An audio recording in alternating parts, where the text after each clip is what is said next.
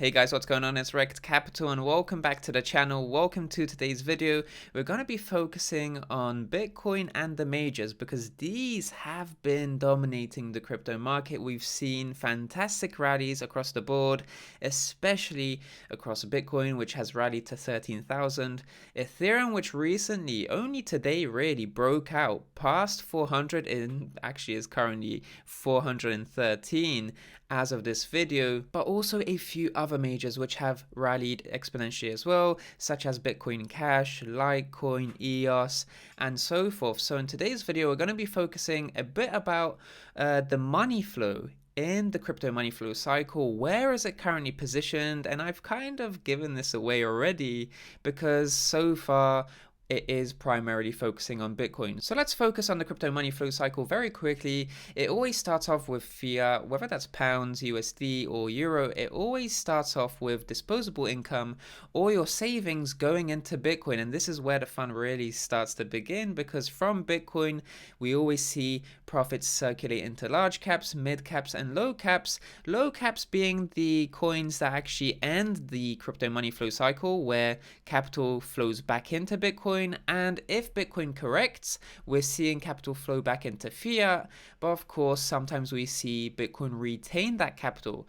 All the while, we see different altcoins from larger caps to mid caps and to low caps actually shed valuation. So specifically, when Bitcoin is doing very well in the market, it sucks up all the market dominance and sucks up all the capital away from different altcoins, because people and investors are selling, panic selling their altcoins just to chase the Bitcoin uptrend. So we had a bit of that.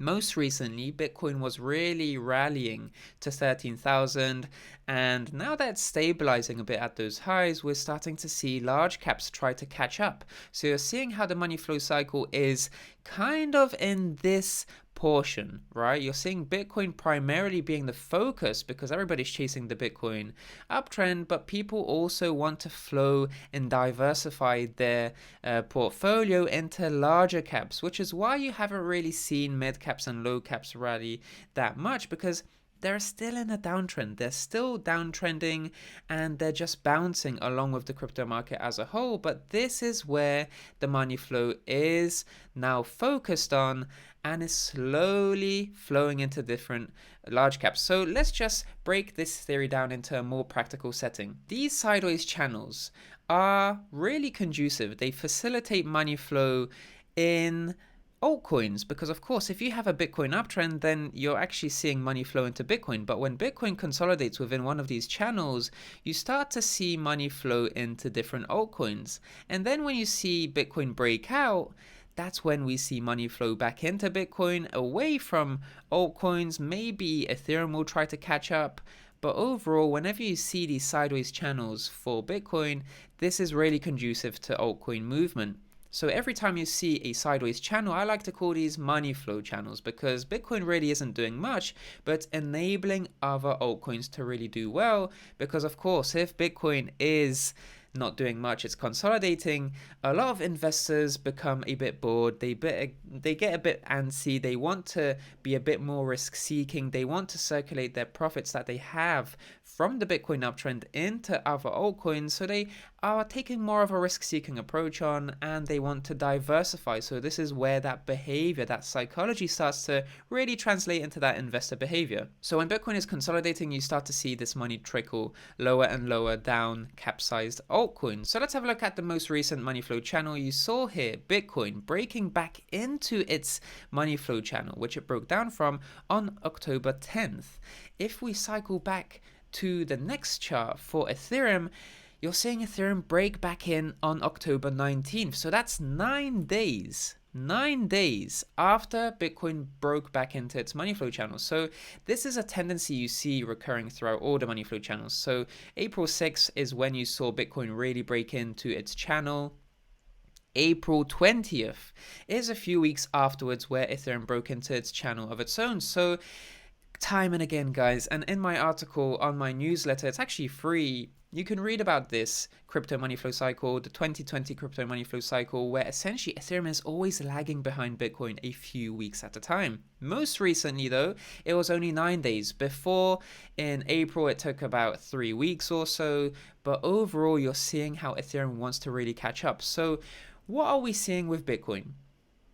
Bitcoin broke out from its money flow channel. It first broke back into it. It spent a week trying to really establish this area as a support region, really trying to reaffirm itself in this money flow channel, which enabled Ethereum to think to itself, all right, I've got the go ahead from Bitcoin. It's safe and sound. The coast is clear. I can break back into my own money flow channel right now.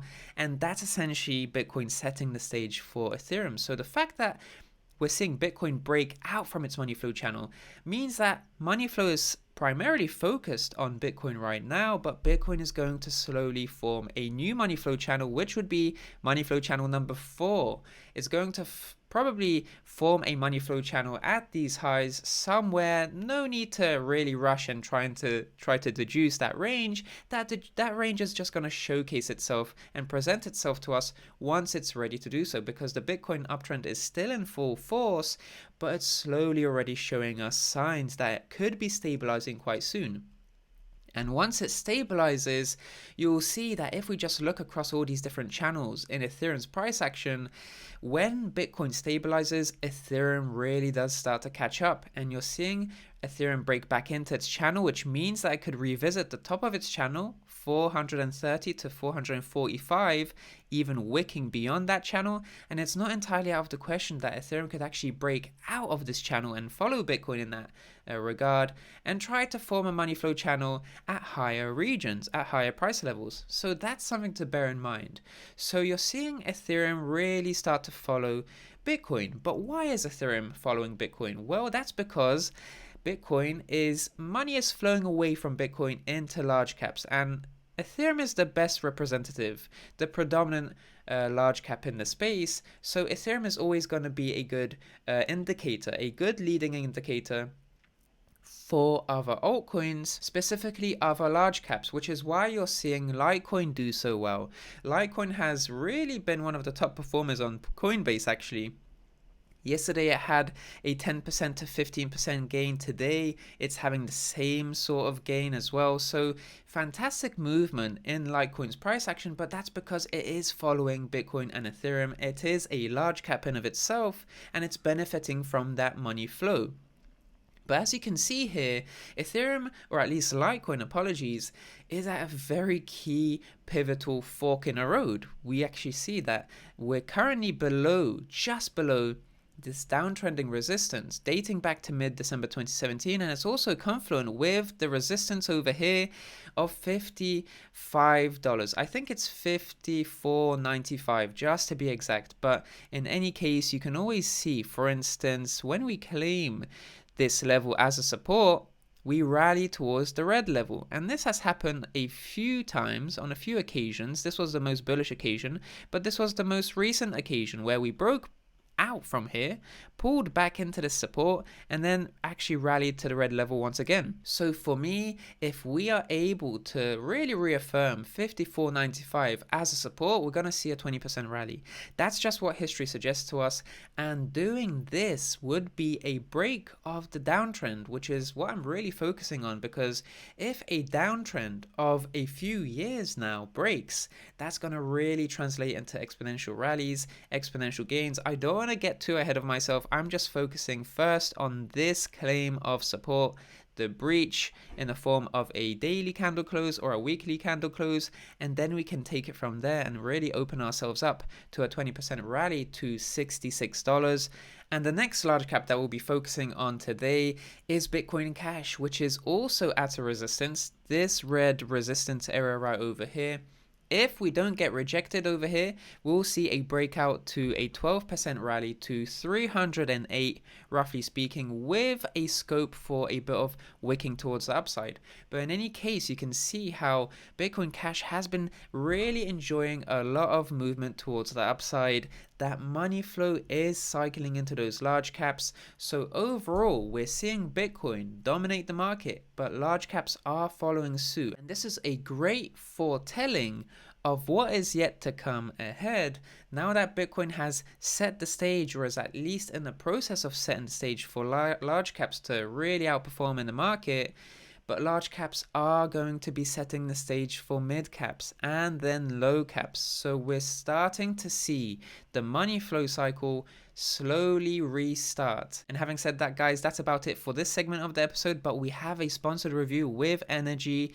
This project has been really working on a lot of interesting things that we're going to cover in the next segment. So stick around, enjoy, and let's dive in to the sponsored review. Alright guys, welcome to the sponsored review part of the episode. We're going to be looking at Energy today, and for those of you who don't know what Energy is a self-funded, community-based blockchain protocol which started with no ICO. It started as an earn drop campaign which really just distributed energy to the community, so really leading forward with this community-based approach. And Energy is a blockchain protocol that melds together successful pieces from other blockchain protocols, most notably the smart contract framework, which it's incorporating in Energy, which enables smart contract migration and development from Ethereum, but also it couples together with that the treasury model. And in this case, Energy is a self-funded treasury model, but it incorporates the treasury model aspect that we see in blockchain protocols like Dash. And of course, Dash is one of the largest treasuries in the space, and it's incredibly promising to see how Energy manages to consistently yield a higher profit from its self-funded treasury model compared to the largest treasury model in the space, Dash. So there's a consistent outperformance in that regard, which is extremely promising for Energy to experience. Now, having said that, I'd like to focus on Energy's roadmap for a second, because if you just have a quick read through the roadmap, you'll notice that whatever Energy says it will do in its roadmap, it actually executes. And that's an approach that I really gravitate towards and try to embody myself, that whenever I have a vision and I publicly announce it, I work tirelessly with discipline towards fulfilling that vision. And Energy is very much the same. Because if you have a look at Energy's consistent development on its protocol, you can see here in Q2 of 2019, Energy was really focusing on Gen 3. And now, fast forward a few months, you now know that Energy Gen 3 has released, which has specifically focused on enabling more people to just set up their masternodes as a consensus mechanism and to earn more NRG. But Gen 3 also focused on building a bridge to the Energy ecosystem away from the Ethereum framework. So one of those very important things was to enable migration of smart contracts and traditional Ethereum applications so that you can actually build natively on the ecosystem that is Energy. So it is building that gateway away from Ethereum, the Ethereum smart contracts platform, into the Energy ecosystem. So it's awesome to see that they're going full throttle when it comes to their roadmap, crossing things out one by one. And one of those things also is the innovative Energy X, the world's best commission-free crypto exchange. This is going to be a decentralized exchange, so there will be no fees, no commissions whatsoever. And this is just an example of how Energy is at the forefront of all of these different trends, predominantly DeFi. So they have been working on Energy X for a long time, and a good example of this is this article which was published in Q2 of 2019, where they were talking about launching a cryptocurrency exchange for world adoption, which would be decentralized with a focus on speed, security, scalability, and user experience and ease of use. So back in Q2 of 2019, this is where they were really already working on Energy X, and it's great to see that you can already sign up with your email address for early access. And it's awesome to see, because this DeFi movement only started to really take off over the past few weeks, but energy has been chipping away at this trend for a while now. So it's very important to emphasize that these things really truly don't happen overnight. It takes a lot of consistent, conscious effort over time to build a project like this, to really make the most of the DeFi movement. And energy has been hard at work for the past, well, over a year really, on this EnergyX exchange, and already they're inviting users to get early access to trade in a commission-free, high liquidity market with synthetic assets, but also best-in-class security. And security is a recurring theme when it comes to energy, because if we think about energy defense, this has been a core aspect of the blockchain protocol, that is energy. So energy defense is an investigative arm that aims to help the community protect itself from hackers and scammers, and on many occasions energy defense was able to help victims of these scams essentially recoup a lot of their losses, and they've done this successfully on several occasions. But the reason that I actually really want to echo this sentiment of security for energy and the sort of emphasis that energy places on security is that they do the exact same thing over and over again, and EnergyX is once again a manifestation of that emphasis on security, because we can see here that Energy is building an exchange there for the masses, for people to use, that's easy to use with a high security, that's censorship resistant, permissionless, there's no central authority, and you can gain early access to the exchange by signing up today. So in conclusion guys, Gen 3 is out, EnergyX is out, the decentralized exchange, and you can see how the roadmap for Energy is a guide for what they want to achieve. They have a vision and they work towards it tirelessly over months and months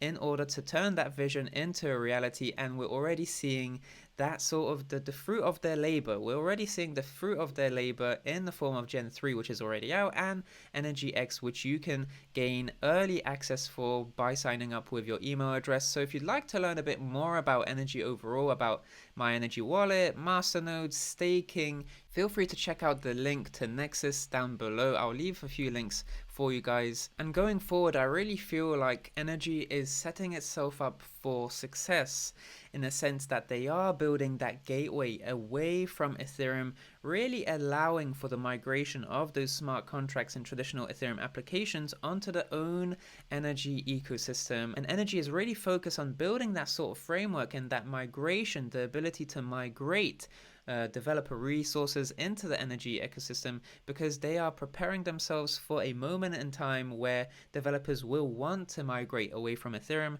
and onto Energy, because Energy really does incentivize developers to build on Energy, and that's because of the self-funded treasury model. That's an integral part of the blockchain protocol, which is growing. It is having a higher profit yield compared to Dash, which is the largest treasury model in the space. So that is the focus. Gen 3 was really focused on introducing more people to just have their masternodes, which in turn does facilitate this consensus mechanism, but it also grows the treasury model in of itself. So in any case guys, that's about it for today's sponsored review. I hope you enjoyed it. Feel free to check out the links in the description down below to learn more about Energy Nexus, the roadmap, and Energy, the project itself. Thank you guys so much for watching. That's about it for today's episode. I'm Rekt Capital, and I'll speak to you in the next one. Speak soon.